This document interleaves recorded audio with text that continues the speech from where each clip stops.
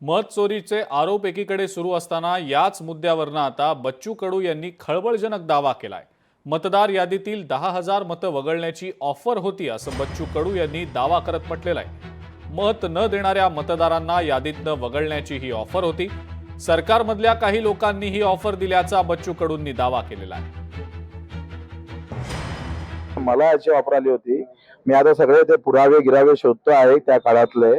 मी WhatsApp केलं, call होते, record असेल तर ते सगळं रेकॉर्डासहित आणि त्याच्यासहित सादर करून 10,000 मतं तुमची आम्ही गायब करतोय। तुम्हाला कोणते मतं भेटत नाही ते मताची लिस्ट देऊन द्या, आम्ही गायब करून टाकतो।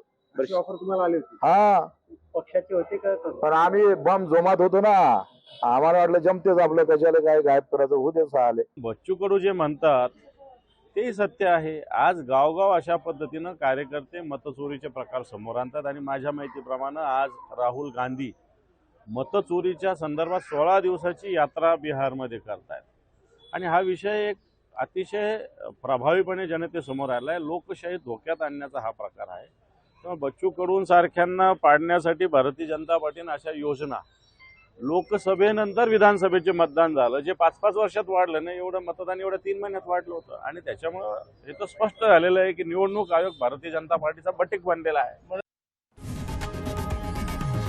लोकशाही मराठी ऐका, पहा, जागरूक रहा।